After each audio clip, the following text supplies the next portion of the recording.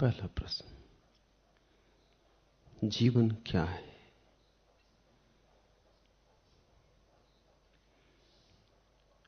ऐसे प्रश्न सरल लगते, सभी के मन में उठते, पर ऐसे प्रश्नों का कोई उत्तर नहीं। ऐसे प्रश्न वस्तुतः प्रश्न ही नहीं है, इसलिए उनका उत्तर नहीं। जीवन क्या है, इसका उत्तर तभी हो सकता है जब जीवन के अतिरिक्त कुछ और भी हो। जीवन ही है, उसके अतिरिक्त कुछ और नहीं है। हम उत्तर किसी और के संदर्भ में दे सकते थे, लेकिन कोई और है नहीं, जीवन ही जीवन है।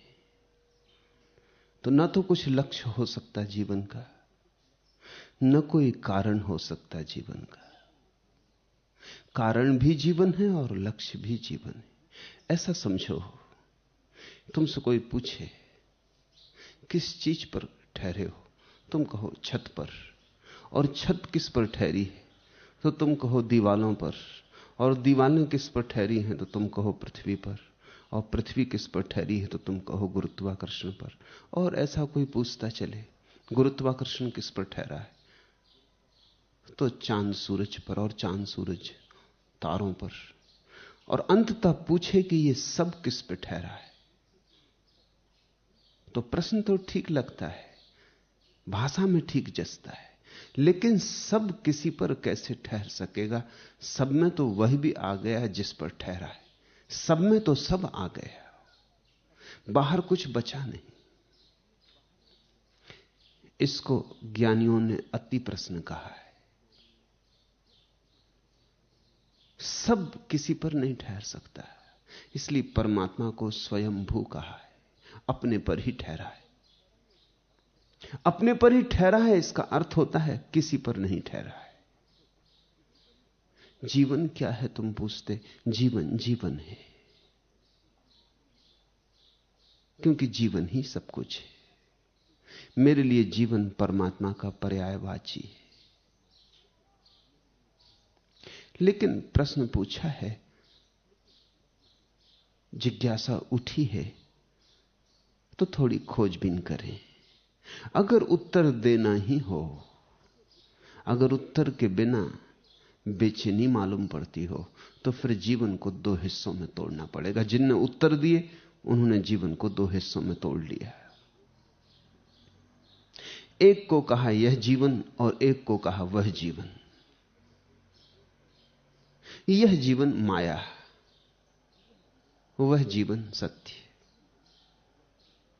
इस जीवन का अर्थ फिर खोजा जा सकता है।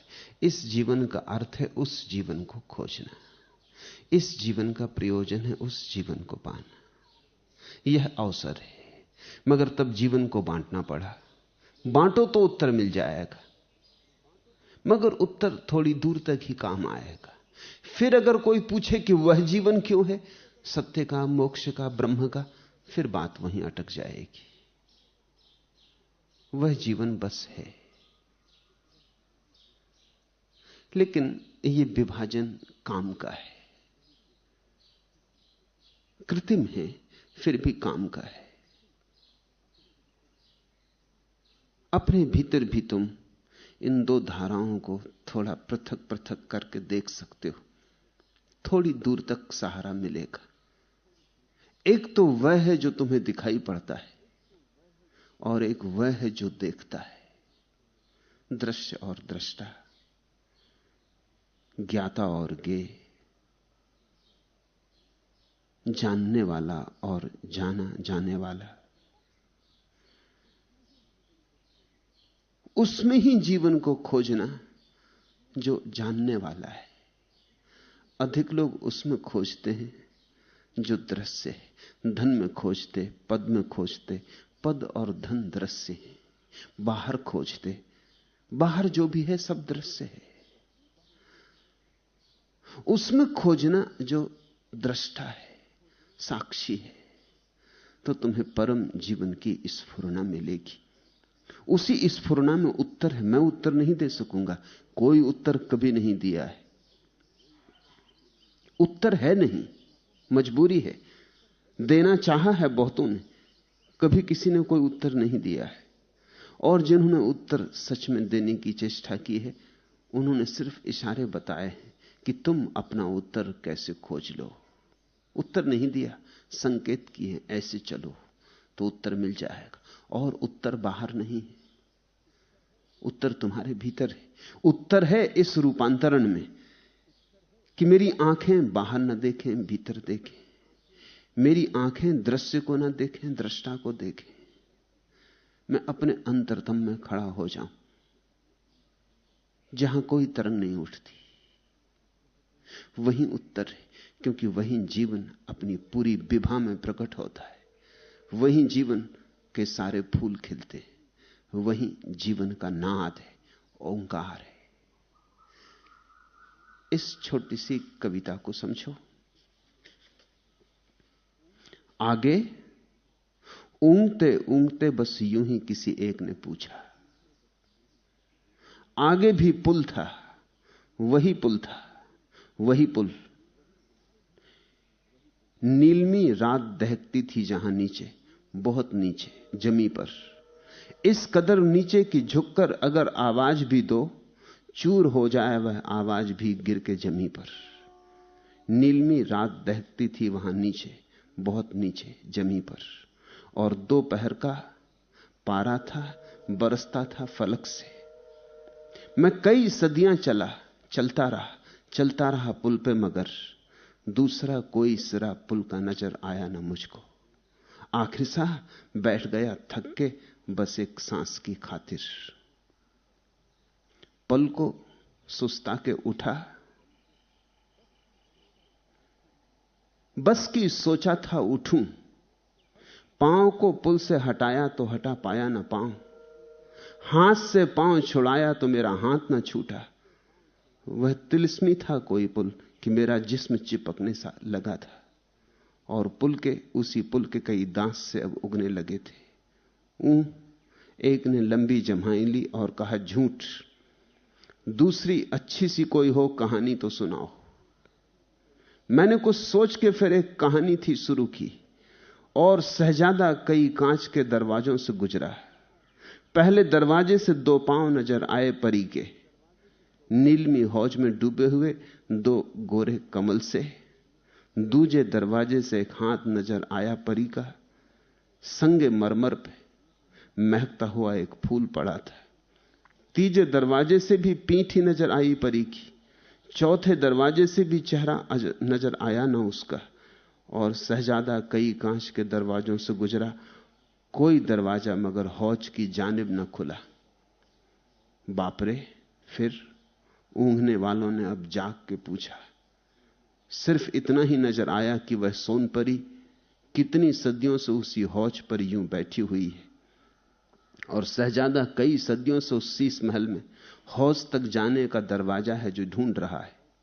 एक दरवाजा उसी हौज पे खुलता था। मिला? बीच में चौंक के यूं पूछा किसी ने। हां मिला। और शहजादा परी तक पहुंचा। अब के आवाज में उम्मीद थी, ताकीद भी थी। हां वह पहुंचा तो मगर सब अंग थे उस हूर के, बस चेहरा नहीं था। धत तिल मिलाकर कहा एक ने, सब झूठ। जिंदगी सच है कि झूठ ही लगती अगर अफसाना न होती। जिंदगी सच है कि झूठ ही लगती अगर अफसाना न होती। वो जो दृश्य का जगत है, एक कहानी जो तुमने रची और जो तुमने तुमसे ही कही, एक नाटक है जिसमें निर्देशक भी तुम, कथा लेखक भी तुम, अभिनेता भी तुम, मंच भी तुम, मंच पर टंगे पर्दे भी तुम और दर्शक भी तुम। एक सपना है जो तुम्हारी वासनाओं में उठा और धुएं की तरह जिसने तुम्हें घेर लिया। एक तो जिंदगी यह रही, दुकान की, बाजार की, पत्नी बेटे की, आकांक्षाओं की, संसार जिसे कहा है। और एक जिंदगी और भी है, वह जो भीतर बैठा देख रहा है। देखता है कि जवान था अब बूढ़ा हुआ, देखता था कि तमन्नाएं थी अब तमन्नाएं न रही, देखता था कि बहुत दौड़ा और कहीं न पहुंचा, देखता था, देखता रहा है, सब आया सब गया, जीवन की धारा बहती रही बहती रही। लेकिन एक है कुछ भीतर जो नहीं बहता, जो ठहरा है, जो थिर है, जो अडिग है। वह साक्षी, एक जीवन वह है। बाहर का जीवन भटकाएगा, भरमाएगा, उत्तर के आश्वासन देगा और उत्तर कभी आएगा नहीं। भीतर का जीवन ही उत्तर है। तुम पूछते हो जीवन क्या है? तुम्हें जानना होगा, तुम्हें अपने भीतर चलना होगा। मैं कोई उत्तर दूं, वो मेरा उत्तर होगा। सांडिल्य कोई उत्तर दें, वो सांडिल्य का उत्तर होगा। वो उन्होंने जाना, तुम्हारे लिए जानकारी होगी, और जानकारी ज्ञान में बाधा बन जाती। जानकारी से कभी जानना नहीं निकलता, उधारी से कहीं जीवन निकला है।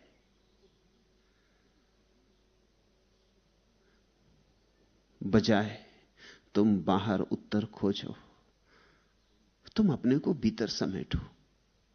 शास्त्र कहते जैसे कछुआ अपने को समेट लेता भीतर, ऐसे तुम अपने को भीतर समेटो। तुम्हारी आंख भीतर खुले और तुम्हारे कान भीतर सुने और तुम्हारे नासापुट भीतर सूंघे और तुम्हारी जीभ भीतर स्वाद ले और तुम्हारे हाथ भीतर टटोले और तुम्हारी पांचों इंद्रियां अंतर्मुखी हो जाएं।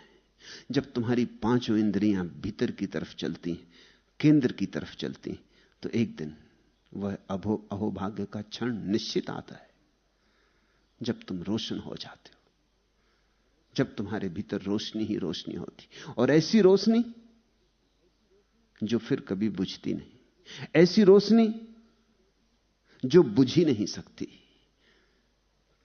क्योंकि वह रोशनी किसी तेल पर निर्भर नहीं, बिन बाती बिन तेल, अकारण है।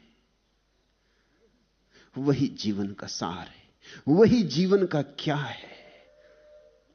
उत्तरों में नहीं मिलेगा समाधान, समाधि में समाधान है। दूसरा प्रश्न, सांडिल्य ऋषि के संबंध में कुछ कहें, जिनके भीतर से ऐसे अपूर्व सूत्रों का जन्म हुआ। उनके संबंध में कुछ जानने का मन स्वाभाविक है। सांडिल्य ऋषि के संबंध में कुछ भी ज्ञात नहीं। किस ऋषि के संबंध में कुछ भी ज्ञात है? कोई लकीर नहीं छोड़ी, पद चिन्ह नहीं छोड़े। अच्छा ही किया है, नहीं तो तुम्हारी आदतें व्यर्थ में उलझ जाने की। सांडिल्य ऋषि कहां पैदा हुए, इससे क्या सार होगा? पूरब में पैदा हुए कि पश्चिम में, उत्तर में पैदा हुए कि दक्षिण में, क्या फर्क पड़ेगा?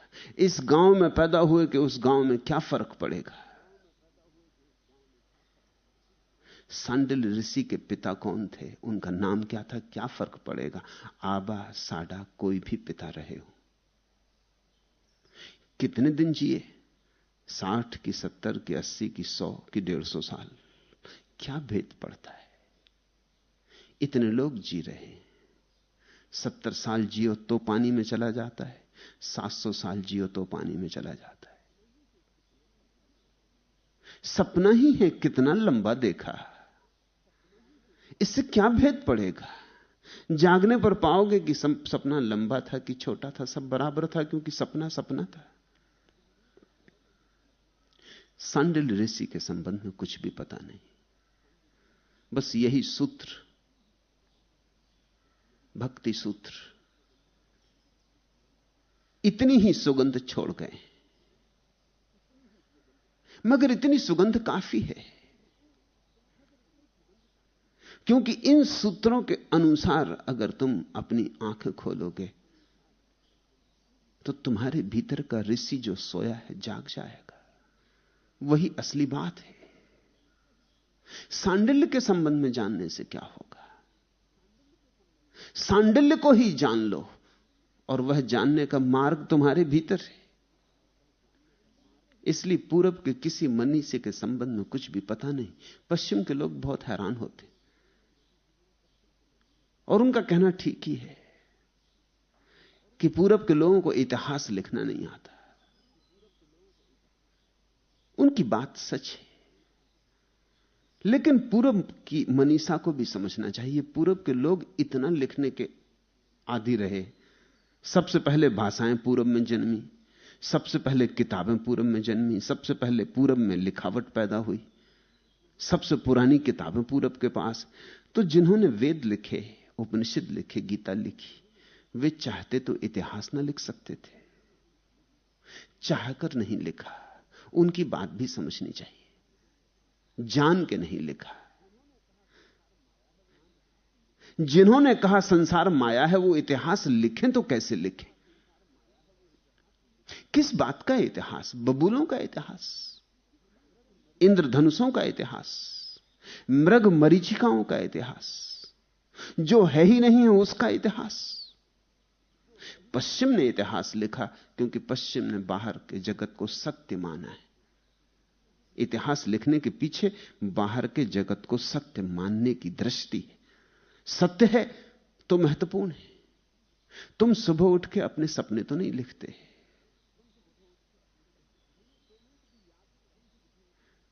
मिनट 2 मिनट भी याद नहीं रखते,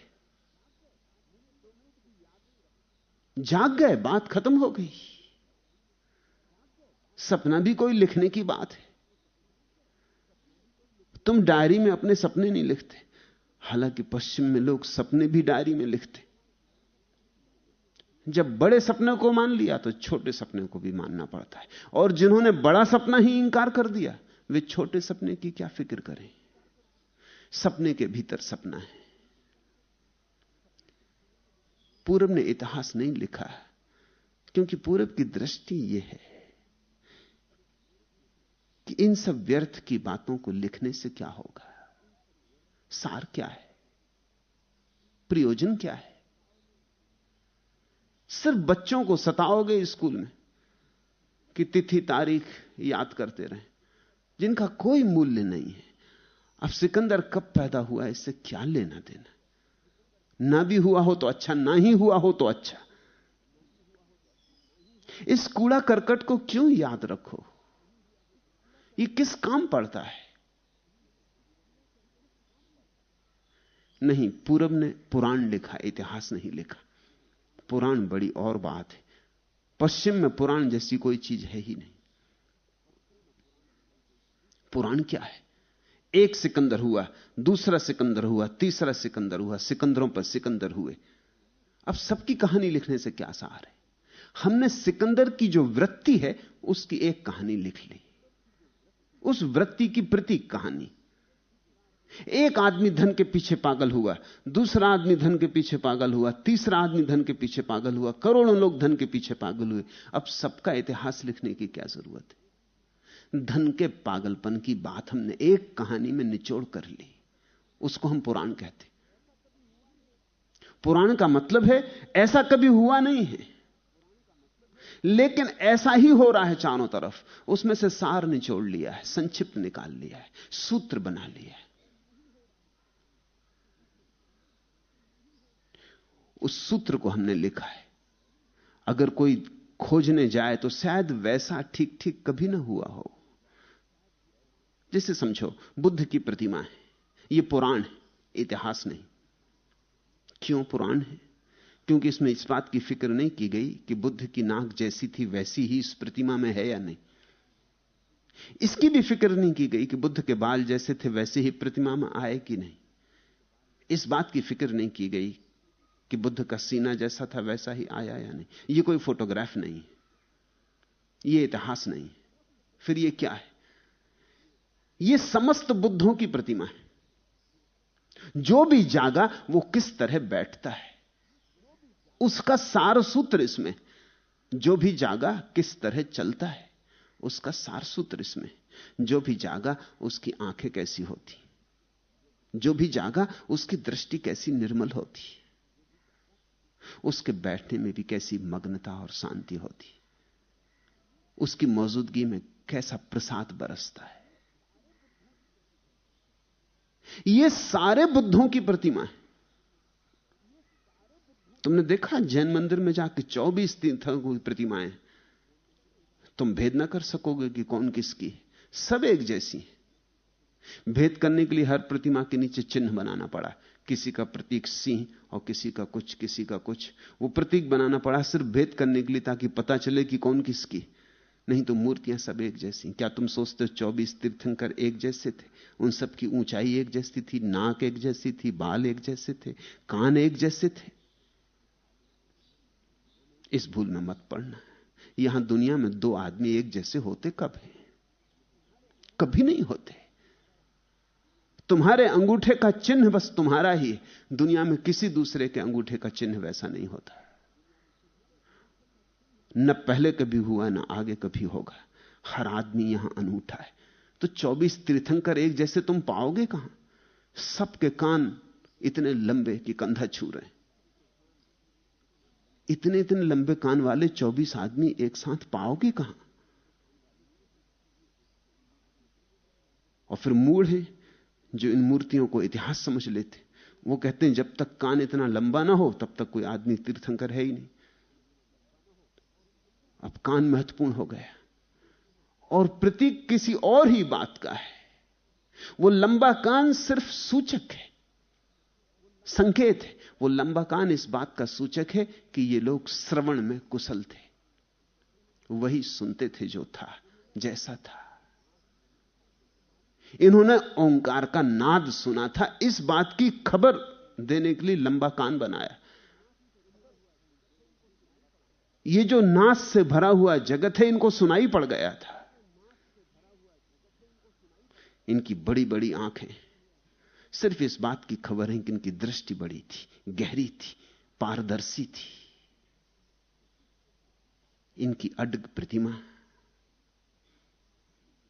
थिर भाव, शून्य भाव इस बात का प्रतीक है कि भीतर इनके सब डमाडोलपन विदा हो गया था,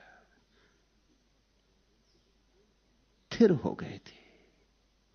कोई कंपन नहीं उठता था, निष्कंप हो गए थे। एक बुद्ध की प्रतिमा में सारे बुद्धों की प्रतिमाएं, और एक बुद्ध की कहानी में सारे बुद्धों की कहानी, और एक बुद्ध के वचनों में सारे बुद्धों के वचन हैं। पश्चिम के पास ऐसी दृष्टि नहीं है। वे पूछते हैं इतिहास, हम लिखते हैं पुराण। सांडिल की हमने फिक्र नहीं की। क्या सार है? असार में क्या सार है?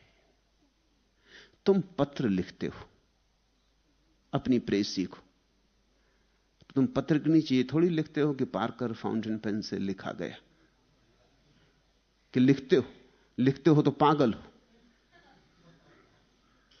तुमने पार्कर फाउंटेन पेन से लिखा कि सेफर से लिखा, इससे क्या फर्क पड़ता है? लिखने वाला न तो पार्कर फाउंटेन पेन है, न सेफर फाउंटेन पेन है। फाउंटेन पेन ने तो केवल उपकरण का काम किया है। सांडिल ऋषि तो उपकरण है। परमात्मा बोला।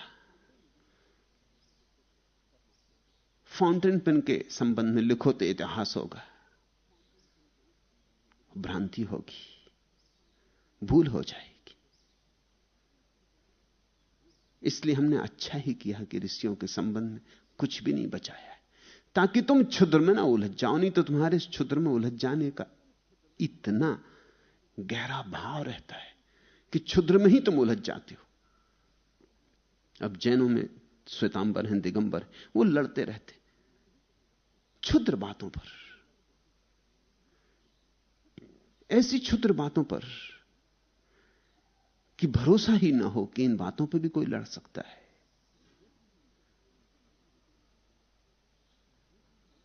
कि महावीर की प्रतिमा आंख बंद किए हो कि खुली हुई हो।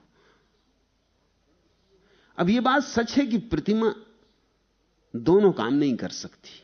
प्रतिमा है, अब आंख खोलना और बंद करना तो नहीं कर सकती। महावीर दोनों काम करते रहे होंगे, आंख खोलना और आंख बंद करना दोनों ही करते रहे होंगे। आंख से जिंदा आदमी थे तो आंख कभी खोलते भी होंगे, कभी बंद भी करते होंगे। ऐसा थोड़ी कि आंख बंद किए सो बंद किए, या खोल ली तो खोले ही रहे। कोई पागल तो नहीं थे। प्रतिमा में मुश्किल है क्योंकि प्रतिमा पत्थर है।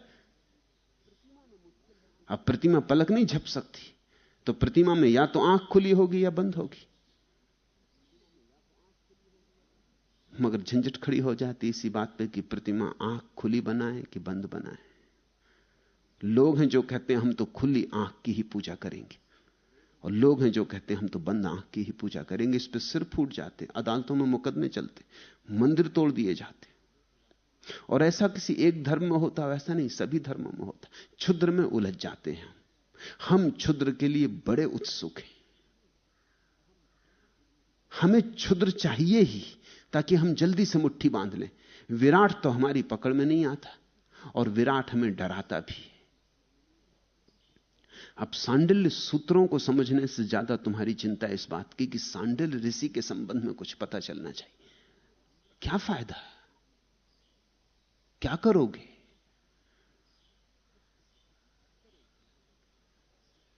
उससे कहीं भी तो कोई लाभ नहीं होगा तुम्हारी समाधि में, तुम्हारी भक्ति में। व्यर्थ को क्यों पूछना चाहते हो? कैसे कपड़े पहनते थे कि नहीं पहनते थे, किस मकान में रहते थे, कैसा भोजन करते थे, लेकिन हम क्यों पूछना चाहते हैं? हमारे भीतर यह प्रश्न क्यों उठता है? प्रश्न से भी ज्यादा महत्वपूर्ण यह है, गीता ने पूछा है यह प्रश्न। प्रश्न से भी ज्यादा महत्वपूर्ण यह कि गीता के मन में यह प्रश्न क्यों उठता? सूत्र काफी नहीं, सूत्र पर्याप्त नहीं है। सूत्रों में ही ऋषि को खोजो, सूत्रों से बाहर नहीं। सूत्रों में ही पकड़ो ऋषि को, सूत्रों में ही उनकी उपस्थिति है, क्योंकि ये उनके प्राण और उनकी प्रज्ञा है, ये उनका अनुभव है, ये उनकी जीवंत प्रतीति है।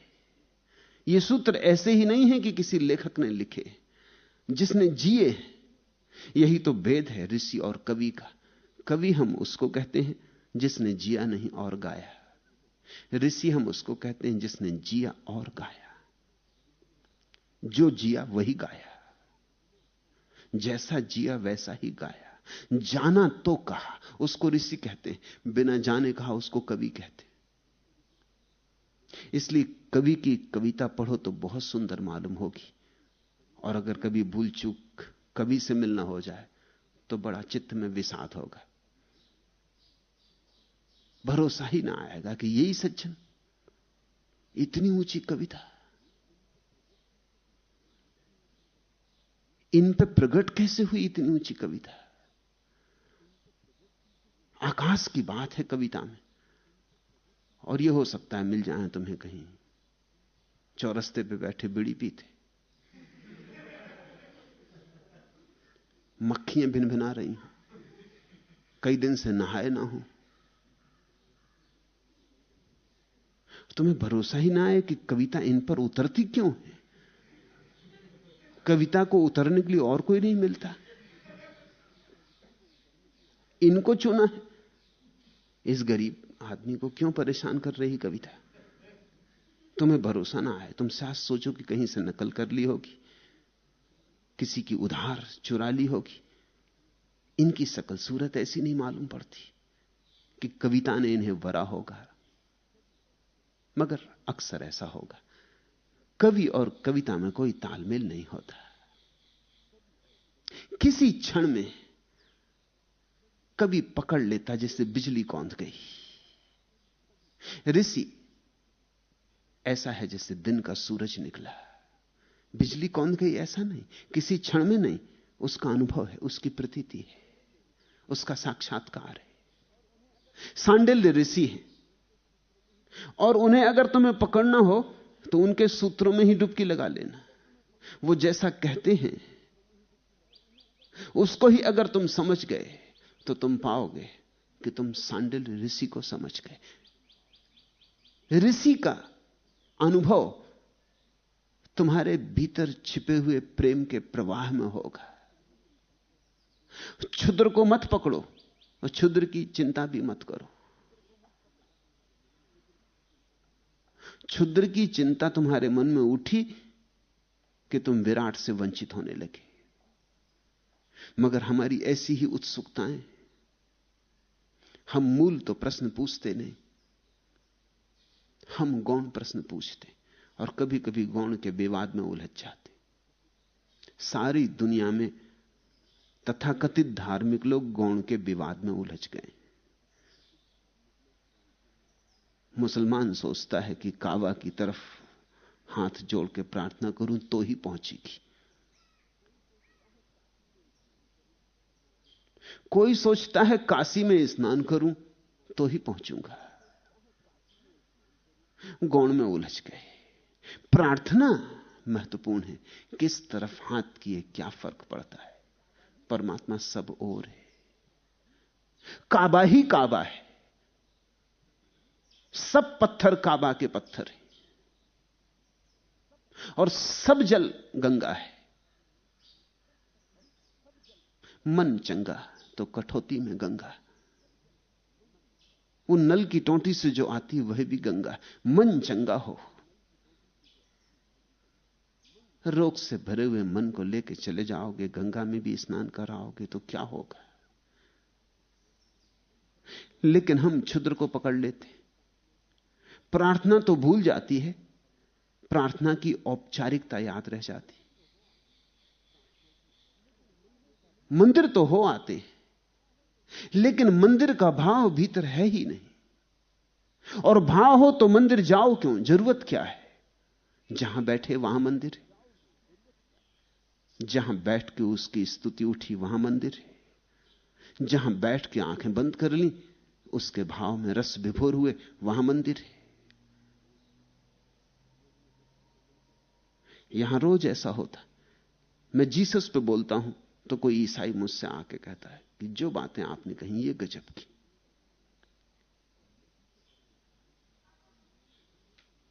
मैं कृष्ण पर बोलता हूं तो हिंदू आके कहता है कि ये बातें आपने बड़ी गजब की कही।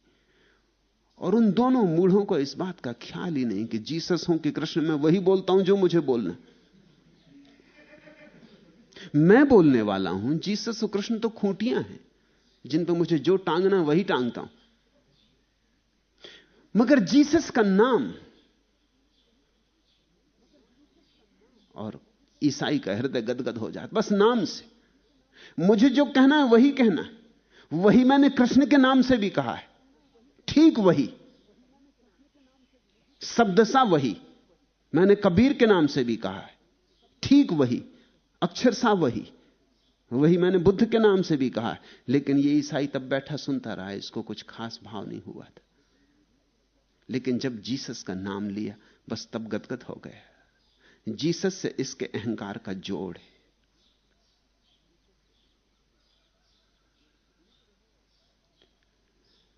किसी का जोड़ कबीर से है और किसी का जोड़ महावीर से है।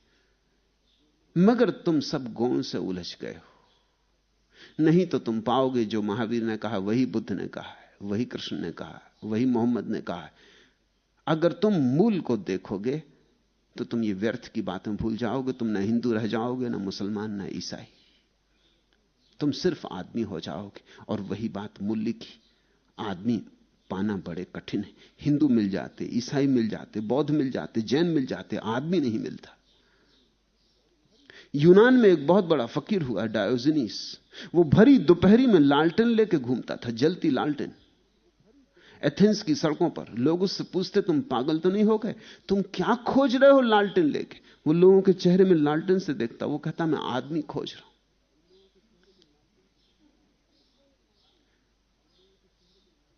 जिंदगी के अंत में जब डायोजनीज मर रहा था तो किसी ने उससे पूछा, वो अपनी लालटेन रखे पड़ा था, किसी ने उससे पूछा कि तुम जिंदगी भर दिन की भरी दोपहरी में लालटेन जला के आदमी खोजते रहे, मिला? डायोजनीज ने आंखें खोली और कहा, आदमी तो नहीं मिला, लेकिन यही क्या कम है कि किसी ने मेरी लालटेन नहीं चुराई। धन्यवाद इसी का कि लालटेन बच गई, नहीं तो कई की नजर लालटेन पे लगी थी। आदमी तो मिलता ही नहीं था। आदमी मिलना कठिन है, क्योंकि हर आदमी गौण में उलझ गया है। तुम फिक्र ना करो, सांडिल्य हुए हो कि ना हुए हो, ये सूत्र हो गए, यही बहुत है। ये किसने लिखे क्या फर्क पड़ता है, किस कलम से उतरे क्या फर्क पड़ता है, किस वाणी से बोले गए क्या फर्क पड़ता है। बोलने वाला गोरा था कि काला था, जवान था कि बूढ़ा था, क्या फर्क पड़ता है। ये सूत्र इस बात की खबर देते हैं कि जिसने भी कहे पहुंच गया था, जिसने कहे जान के कहे, रेसी था। इन सूत्रों में तुम डुबकी लगाओ। तीसरा प्रश्न, आपने कल श्रद्धा का महत्व कहा, लेकिन बुद्धि श्रद्धा करने में बाधा बनती, वह आशंका करती है, प्रश्न उठाती। आशंका और प्रश्नों में अश्रद्धा है ही नहीं। आशंका और प्रश्न श्रद्धा की तलाश है। बुद्धि बाधा नहीं बनती,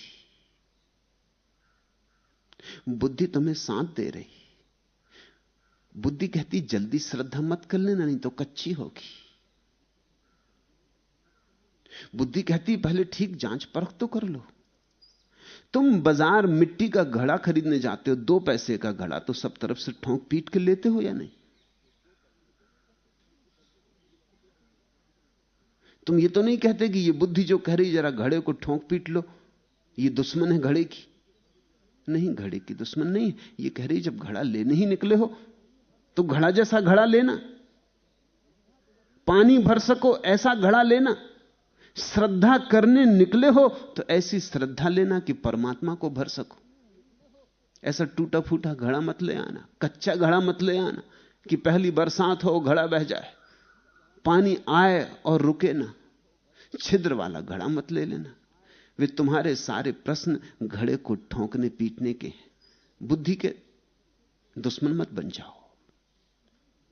ऐसा मत सोच लो कि बुद्धि अनिवार्य रूप से श्रद्धा के विरोध में। नहीं, जरा भी नहीं। सिर्फ बुद्धिमान ही श्रद्धालु हो सकता है। बुद्धिहीन श्रद्धालु नहीं होता, सिर्फ विश्वासी होता है। और विश्वास और श्रद्धा में बड़ा भेद है। विश्वास तो इस बात का संकेत है केवल कि इस आदमी को सोच विचार की क्षमता नहीं। विश्वास तो अज्ञान का प्रतीक है। जो मिला सो मान लिया, जिसने जो कह दिया सो मान लिया। न मानने के लिए, प्रश्न उठाने के लिए तो थोड़ी बुद्धि चाहिए, प्रखर बुद्धि चाहिए। बुद्धि सिर्फ तुमसे यह कह रही है, उठाओ प्रश्न, जिज्ञासाएं खड़ी करो, सोचो। और जब सारे प्रश्नों के उत्तर आ जाएं और सारी शंकाएं कुशंकाएं गिर जाएं, तब जो श्रद्धा का आविर्भाव होगा वही सच है। मैं तुम्हारे पक्ष में हूं। मैं तुमसे यह कहते नहीं कि तुम विश्वास कर लो। विश्वास ने ही तो मारा, विश्वास ही तो डुबाया है तुम्हें। विश्वास ने ही तो तुम्हें हिंदू मुसलमान ईसाई बना दिया। मैं तुम्हें धार्मिक बनाना चाहता हूं। धार्मिक आदमी का अर्थ होता है खोजेगा, खोजी होगा, बेरहम खोजेगा, जरा भी अपने को बचाएगा नहीं। चाहे कितने ही कष्ट में पड़ना पड़े, और चाहे कितनी ही पीड़ा से गुजरना पड़े, और चाहे कितनी ही बेचैनी सहनी पड़े। निश्चित ही जब प्रश्न उठते हैं तो बेचैनी होती, क्योंकि हर प्रश्न कांटा बन के चिभ जाता है। और जब शंकाएं उठती हैं तो निश्चित ही सब समाधान खो जाते हैं, संताप पैदा होता है, भय पैदा होता है, पैर थरथराने लगते, जमीन पैर के नीचे से खिसक जाती। कोई फिक्र ना करो, यही सम्यक श्रद्धा को पाने का मार्ग है। पूछो, दिल खोल के पूछो, समग्रता से पूछो, कंजूसी मत करना। अगर जरा भी एक आध प्रश्न तुमने बचा लिया, पूछा नहीं, तो वही प्रश्न तुम्हें डुबाएगा, वही तुम्हारी नाव में छेद रह जाएगा। और एक दफा सागर में उतर गए नाव लेके, छेद वाली नाव, फिर बहुत पछताओगे।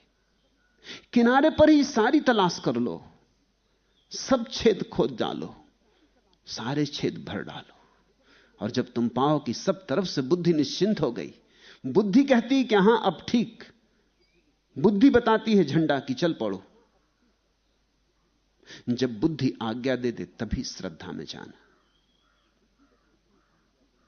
बुद्धि के मार्ग से जो श्रद्धा आती है वही परिपक्व है, उसी से बुद्धों का जन्म होता है। जो श्रद्धा बुद्धि के विपरीत आती है वो सिर्फ तुम्हें बुद्धू बनाती है, बुद्ध कभी भी नहीं बनाएगी। तो जल्दी क्या है, इतनी घबराहट क्या है?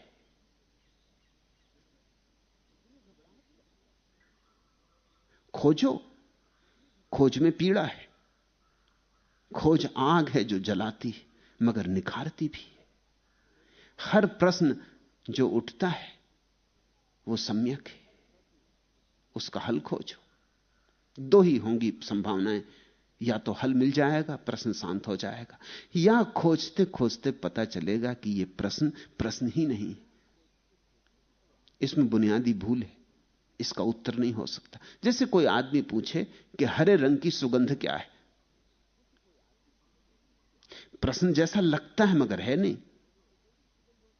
अब रंग का सुगंध से क्या लेना देना? हरे रंग में कोई भी सुगंध हो सकती और निर्गंध भी हो सकता है। हरा रंग और सुगंध का कोई संयोग नहीं है। अब कोई पूछे हरे रंग की सुगंध क्या है, तो भाषा में तो प्रश्न बिल्कुल ही ठीक मालूम पड़ता है, लेकिन अस्तित्व में गलत है। मगर यह भी मैं कहूंगा, किसी पर भरोसा करके मत मान लेना, क्योंकि पता नहीं वो आदमी तुम्हें धोखा देना चाहता हो। यहां बहुत धोखेबाज है। या हो सकता है वो आदमी तुम्हें धोखा ना देना चाहता हो, खुद धोखे में पड़ गया हो, क्योंकि यहां स्वयं को धोखा देने वाले लोग भी हैं।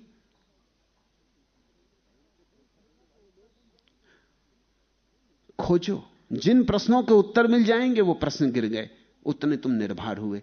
और जिन प्रश्नों के उत्तर अंत तक न मिलेंगे, उनमें भी खोजते खोजते तुम्हें यह अनुभव समझ में आ जाएगा कि यह प्रश्न ही नहीं। जो प्रश्न है उसका उत्तर निश्चित मिलेगा, और जो प्रश्न नहीं है उसके संबंध में दृष्टि जागेगी कि यह प्रश्न ही नहीं है, यह व्यर्थ का प्रश्न है, इसका उत्तर हो ही नहीं सकता, मैं नाहक खोज रहा हूं। दोनों हालतों में प्रश्न से तुम निर्भर होते जाओगे। एक ऐसी घड़ी आती चेतना की जब कोई प्रश्न नहीं रह जाता, उस निष्प्रश्न दशा में श्रद्धा का जन्म है। तुम पूछते, आपने कल श्रद्धा का महत्व कहा, लेकिन बुद्धि श्रद्धा करने में बाधा बनती नहीं। बुद्धि कभी बाधा नहीं बनती। तुम जल्दी श्रद्धा करना चाहते हो, तुम कच्ची श्रद्धा करना चाहते हो, इसलिए तुम बुद्धि का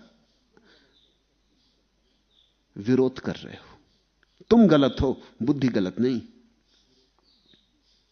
तुम उधार श्रद्धा करना चाहते हो, तुम कीमत नहीं चुकाना चाहते श्रद्धा की, तुम कष्ट नहीं झेलना चाहते श्रद्धा को पाने में, और हर चीज के लिए कीमत चुकानी पड़ती। और श्रद्धा तो इतनी बड़ी संपदा है, उसके लिए कीमत न चुकाओगे तो कैसे मिलेगी?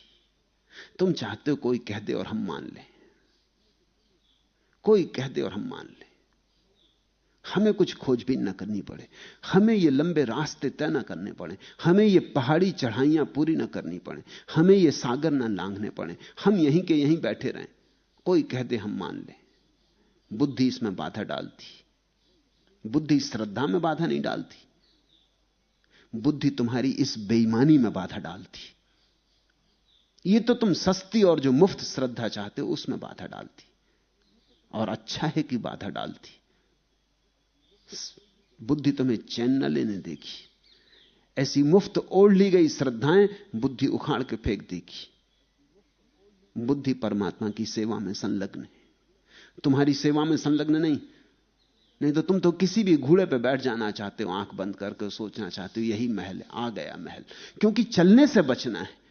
अगर कहो कि महल नहीं आया तो चलना पड़ता है, अगर कहो कि यह सत्य नहीं है तो फिर सत्य खोजना पड़ता है। तुम तो किसी भी चीज को पकड़ लेना चाहते हो।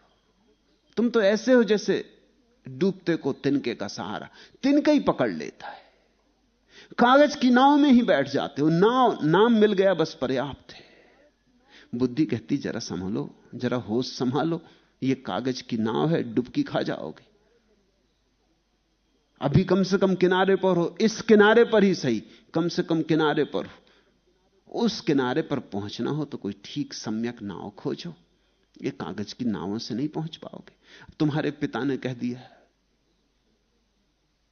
कि मान लो, और तुमने मान लिया ये कागज की नाव है। न तुम्हारे पिता को पता है, उनके पिता ने उनसे कह दिया था, उनको भी पता नहीं था। ऐसी उधारी चल रही। तुम जिंदगी को इस तरह जी सकते हो? तुम्हारे पिता ने कह दिया कि बेटा मैंने भोजन कर लिया, अब तुझे क्या जरूरत है, तू मान ले कि पेट भर गया। तो तुम मानते नहीं, तुम कहते पिताजी आपका भर गया होगा, मेरा तो भरना चाहिए। मैं भोजन करूंगा तब मेरा भरेगा, आपके भरने से मेरा नहीं भरता।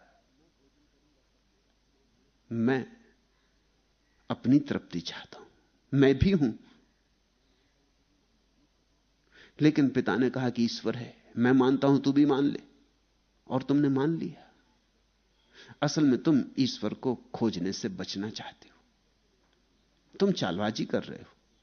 तुम कहते हो कौन झंझट में पड़े। तुम नास्तिक हो, तुम कहते हो कि मैंने ईश्वर को मान लिया, मगर तुम नास्तिक हो, क्योंकि तुम ईश्वर को पाने की झंझट में नहीं पड़ना चाहते। यही तो नास्तिकता है। तुमसे तो वो नास्तिक बेहतर है जो कहता है मैं ईश्वर इस तरह नहीं मानूंगा जब तक देख नहीं लूंगा।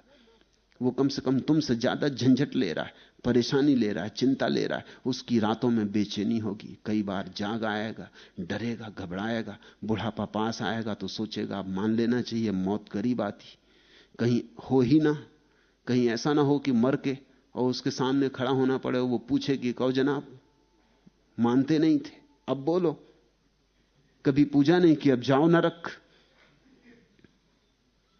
बुढ़ापा करीब आता है तो नास्तिक भी सोचने लगता मान ही लो, हर्ज क्या है, बिगड़ेगा क्या। यही समझो कि कुछ समय पूजा पत्री में खराब हुआ, और क्या बिगड़ने वाला है। हुआ तो काम आ जाएगा, और नहीं हुआ तो अपना खोया क्या। वो संभाल रहा है, वो व्यवसाय कर रहा है। उससे तो नास्तिक कहीं ज्यादा ईमानदार है। वो कहता है ठीक है, जो होगा होगा, मगर जब तक मैं अनुभव न कर लूं कैसे मानूं। मैं नास्तिक का विरोधी नहीं हूं। मेरी तो दृष्टि यही है कि परम आस्तिकता नास्तिकता के मार्ग से ही आती। मैं तो नास्तिकता को आस्तिकता का विरोध नहीं मानता, सीढ़ी मानता हूं। झूठा आस्तिक कभी आस्तिक नहीं हो पाता, सच्चा नास्तिक निश्चित ही आस्तिक हो जाता है। अब तुम कहते हो कि बुद्धि बाधा डाल रही, बुद्धि बाधा डाल रही, तुम जल्दी से पकड़ लेना चाहते हो। बुद्धि की बड़ी कृपा है तुम पर। उसके प्रश्नों को सुनो, उसकी शंकाओं पर विचार करो। वो जो तुम्हारे भीतर बवंडर उठाती है, उन बवंडरों से गुजरो। वो जो तूफान उठाती है, उनसे गुजरना होगा। वे तुम्हारी परीक्षाएं, उनसे कसौटी है, उनसे गुजर के ही तुम निखरोगे। उनसे गुजर के ही तुम किसी दिन सम्यक श्रद्धा को उपलब्ध होगे। विश्वास तो झूठे, विश्वास पर विश्वास मत कर लेना।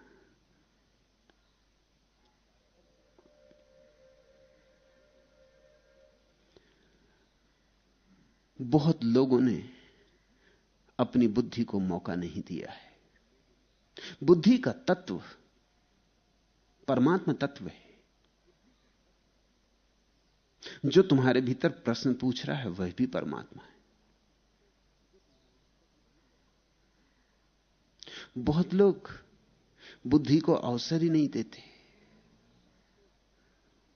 उसको दबा के रखते, उसको उभरने नहीं देते। इसलिए तो अधिक लोग पंगु रह जाते, पक्षाघात, अप्रोढ़ रह जाते, बचकाने रह जाते। उनके जीवन में परिपक्वता नहीं आती। मैं सभी प्रश्नों के पक्ष में हूं। या तो प्रश्न सच्चे होंगे तो उत्तर मिल जाएंगे, या प्रश्न झूठे होंगे तो उनका झूठ दिखाई पड़ जाएगा। दोनों हालत में लाभ है, मगर चलो बुद्धि के साथ। श्रद्धा बुद्धि का अंतिम शिखर है, बुद्धि ही लाती।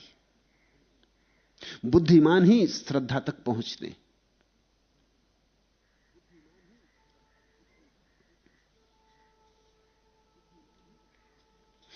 एक जगह नाटक हो रहा था।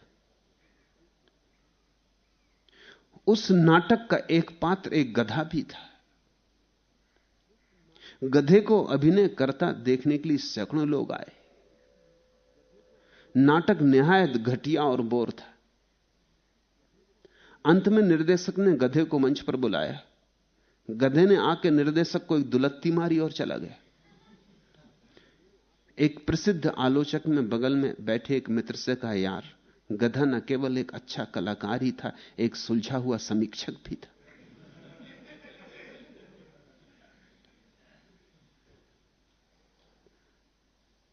बुद्धि की आलोचना को समझो, बुद्धि की समीक्षा को समझो। बुद्धि बहुत बार दुलत्तियां मारती है और उनसे चोट भी होती और पीड़ा भी होती, मगर बिना पीड़ा के कौन पका है, बिना चोट के कौन निखरा है। आंख से गुजरे बिना सोना कुंदन नहीं बनता है, तुम भी नहीं बनोगे। सस्ती श्रद्धा नहीं, कठिनाइयों से गुजर के पाई गई श्रद्धा ही शरण है। तीसरा प्रश्न, प्रीति और कामना के बीच क्या कुछ संबंध है? प्रीति तो शुद्ध भाव दशा है। प्रीति यानी परमात्मा। वही जीसस ने कहा है, प्रीति अर्थात परमात्मा। प्रीति तो शुद्ध दशा है। जैसे प्रकाश जले, शुद्ध, किसी चीज पर ना पड़े, ऐसी प्रीति है। फिर प्रीति जब किसी पर पड़ती है, किसी विषय पर पड़ती है, तो उसके रूप बनने शुरू हो जाते। जैसे जल को हम किसी बर्तन में रख देते हैं तो बर्तन का आकार ले लेता है, ऐसी ही शुद्ध प्रीति जब किसी पात्र में गिरती है तो पात्र का आकार ले लेती है।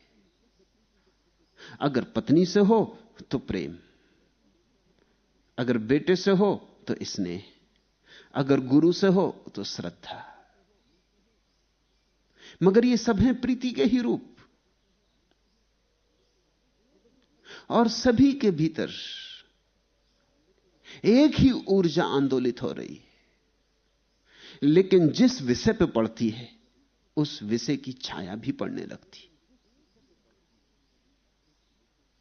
तो समझना, तुमने पूछा प्रीति और कामना के बीच क्या कुछ संबंध है। प्रेम में कामना बहुत ज्यादा है। पति पत्नी का प्रेम है, उसमें कामना बड़ी मात्रा में है।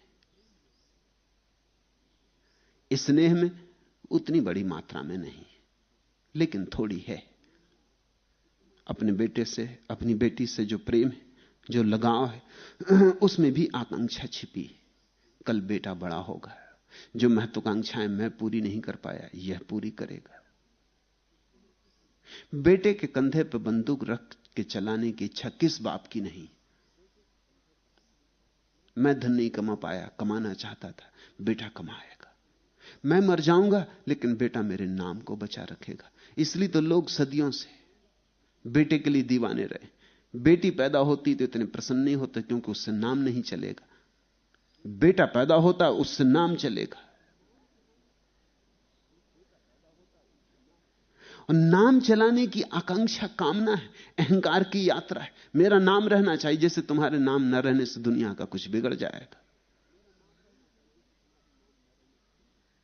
तुम रहो कि ना रहो, दुनिया का कुछ बिगड़ता नहीं। तुम्हारे नाम का मूल्य क्या है? लेकिन लोग कहते हैं नहीं, चला आया, चलता रहे। एक तरह की परोक्ष अमरता की आकांक्षा है कि पता नहीं हम तो बचे न बचे, लेकिन कुछ तो बचेगा, हमारा अंश सही, हमारा बेटा सही है, तो हमारा खून, फिर इसके बेटे होंगे, इसी बहाने जिएंगे, मगर जिएंगे। ऐसी जीवेषणा है। तो कामना तो है ही, पति पत्नी जैसी प्रगाढ़ वासना जैसी नहीं है, मगर फिर भी महत्वाकांक्षा है। उससे भी कम रह जाती है गुरु के साथ जो श्रद्धा का संबंध है, उसमें और भी कम हो गई, पर फिर भी है, क्योंकि गुरु से भी कुछ पाने की आकांक्षा है। मोक्ष, ध्यान, समाधि, कुछ पाने की आकांक्षा है, मगर शुद्ध होती जा रही, कम होती जा रही। पति पत्नी के प्रेम में सर्वाधिक, पुत्र पुत्रियों के प्रेम में उससे कम, श्रद्धा में बहुत न्यून, 1% रही। जैसे पति पत्नी के प्रेम में 99% थी। फिर जब 1% भी शून्य हो जाता है तो श्रद्धा का भी अतिक्रमण हो गया। तब भक्ति में कामना जरा भी नहीं रहती। अगर भक्ति में कामना रहे तो भक्ति नहीं। अगर तुमने परमात्मा से कुछ मांगा तो चूक गए, कुछ भी मांगा तो चूक गए। तुमने कहा कि मेरी पत्नी बीमार है, ठीक हो जाए, कि मेरे बेटे को नौकरी नहीं लगती, नौकरी लग जाए, कि तुम चूक गए। यह प्रार्थना ना रही, यह वासना हो गई। प्रार्थना तो तभी है जब कोई भी मांग ना हो, कोई अपेक्षा ना हो। प्रार्थना शुद्ध धन्यवाद है, मांग का सवाल ही नहीं। जो दिया वो इतना ज्यादा है कि हम अनुग्रहित हैं। जो दिया वो मेरी पात्रता से ज्यादा है। ऐसी कृतज्ञता का नाम भक्ति। भक्ति 100% प्रीति है। जरा भी धुआं नहीं रहा। आग तुम जलाते हो, लकड़ी तुम जलाते हो, तो तुमने देखा अलग अलग लकड़ियों से अलग अलग धुआं उठता है, मगर तुमने कारण देखा? कारण होता है जो लकड़ी जितनी गीली होती उतना धुआं उठता है। अगर लकड़ी बिल्कुल गीली ना हो, आर्द्रता हो ही ना लकड़ी में, धुआं बिल्कुल नहीं उठेगा। धुआं लकड़ी से नहीं उठता, लकड़ी में छिपे पानी से उठता है। तो गीली लकड़ी जलाओ तो बहुत धुआं उठता है। पति पत्नी के बीच गीली लकड़ी जलती, पिता बेटे के बीच लकड़ी थोड़ी सूखी है, मगर अभी भी धुआं उठता है। गुरु शिष्य के बीच करीब करीब लकड़ी सूखी है। जिनके पास देखने को आंखें, उनको ही धुआं दिखाई पड़ेगा, नहीं तो दिखाई भी नहीं पड़ेगा। अगर आंख थोड़ी कमजोर है, चश्मा लगा है, तो दिखाई नहीं पड़ेगा। 1% बचा है, 99% सूखापन है। और जब परमात्मा और तुम्हारे बीच प्रीति जलती है तो धुआं उठता ही नहीं, निर्धूम अग्नि होती।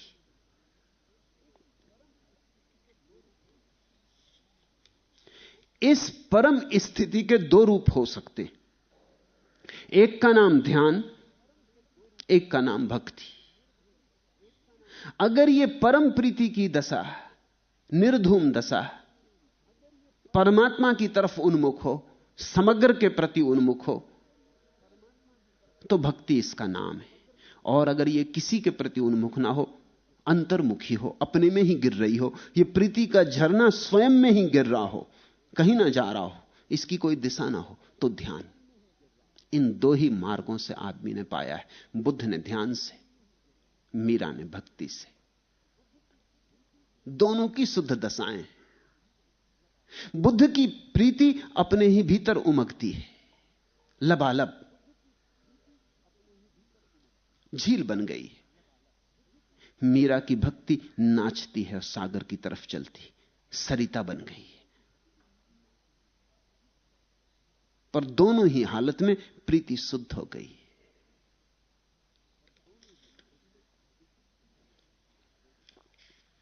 क्या तुम पूर्व हो, मुझे सूरज दोगे? क्या तुम अपूर्व हो, मुझे शरण में लोगे? क्या तुम उत्तर हो, मुझे तुम में से समाधान मिलेगा? क्या दक्षिण पवन हो तुम में से मुझे मलय गान मिलेगा? भक्त परमात्मा को सब तरफ देखता है, पूरब पश्चिम उत्तर दक्षिण ऊपर नीचे, सब दिशाओं में, सब आयामों में। भक्त भगवान से घिरा होता है। भक्त स्वयं तो मिट गया होता है, भगवान ही बचता है। यह प्रीति की एक दशा। ध्यानी के लिए भगवान होता ही नहीं। प्रीति की समग्रता इतनी गहरी हो गई होती है कि कोई पर नहीं बचता। परमात्मा कैसे बचेगा? कोई पर नहीं बचता, स्व ही होता है। उस स्व की परम स्थिति में भी मुक्ति है। दोनों हालत में एक घटना घट जाती, भक्त शून्य हो जाता है अपने तरफ और परमात्मा पूर्ण हो जाता है, और ध्यानी अपने में पूर्ण हो जाता है, परमात्मा शून्य हो जाता है। पूर्ण और शून्य का मिलन हो जाता दो ढंग से, और जहां पूर्ण और शून्य का मिलन है वही मुक्ति है, वही मोक्ष है। सब तुम पर निर्भर है कि तुम्हारा प्रेम कहां उलझा है, किससे लगा है। मैंने सुना एक सज्जन ने एक बार कव्वाली आयोजित करवाई। जो कव्वाल था एक सूफी मस्त फकीर था। स्त्रियों के बैठने के लिए पर्दे के पीछे अलग प्रबंध था। उक्त महाशय की पत्नी और अन्य महिलाएं पर्दे के पीछे बैठी कव्वाली सुन रही थी। कव्वाल तो फकीर था, मस्त फकीर था। वो अपनी मस्ती में आके बार बार एक ही मिसरे की रट लगाने लगा। पर्दे के पीछे कौन है? अरे पर्दे के पीछे कौन है? इस नीले पर्दे के पीछे कौन है? अब वो तो आकाश की बात कर रहा है, नीला पर्दा। इस पर्दे के पीछे कौन है? और जो उसको परमात्मा की याद आ गई तो धुन बंध गई। वो कहने लगा, अरे इस पर्दे के पीछे कौन? नीले पर्दे के पीछे कौन? संयोगवश वह पर्दा भी नीला था जिसके पीछे स्त्रियां बैठी थी। जब कव्वाल ने 10-12 बार यही मिसरा दोहराया तो वे वहां से बिगड़ पड़े जिन्होंने कव्वाली आयोजित करवाई थी। गरज के बोले, अरे कमबख्त, तेरा ध्यान बस पर्दे के पीछे लगा हुआ है। तेरी मां बहनें हैं पर्दे के पीछे, और कौन है? अपनी अपनी दृष्टि है। सूफी फकीर उस विराट पर्दे की बात कर रहा है जो आकाश है, और उसके पीछे कौन है उसकी बात कर रहा है। सूफी फकीर मस्ती की बात कर रहा है, भक्ति की बात कर रहा है। मगर इस आदमी को बेचैनी हो रही। इसको न तो परमात्मा का कोई बोध है, न आकाश की कोई स्मृति है, नए सूफी की मस्ती का कुछ अनुभव है। और जब ये ज्यादा मस्त होने लगा और जब ज्यादा दोहराने लगा तो उसकी बेचैनी बढ़ने लगी। उसने कहा, तो हद हो गई, ये तो बदतमीज मालूम होता है। ये भी कोई बात उठाने की पर्दे के पीछे कौन है? तेरी मां बहनें हैं।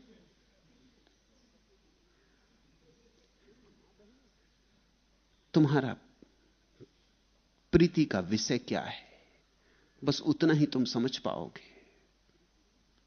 तुम्हारी जो प्रीति की धारा है जिस तरफ जा रही, उतना ही तुम समझ पाओगे। इसलिए अक्सर ऐसा हो गया है कि भक्तों के वचनों को बहुत गलत समझा गया है। फ्रायड और उसके अनुयायी तो समझते हैं कि यह भक्तों की वाणी सब काम वासना का ही विक्षिप्त रूप है। पर्दे के पीछे कौन है? अरे नीले पर्दे के पीछे कौन? फ्रायड समझता है कि सब स्त्रियों की बातें हो रही, तुम्हारी मां बहनें हैं, और कौन?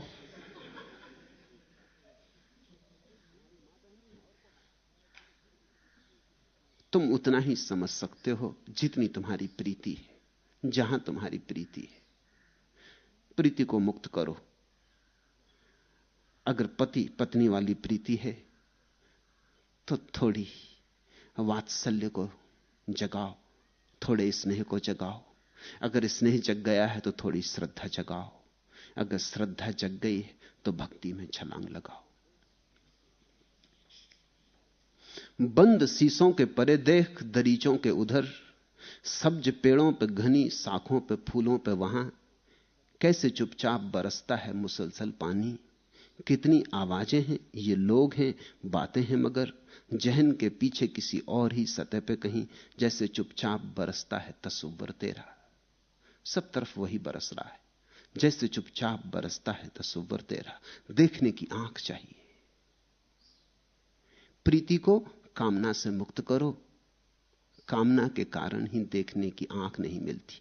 कामना अंधा बनाती, कामना अंधी है। आज इतना ही।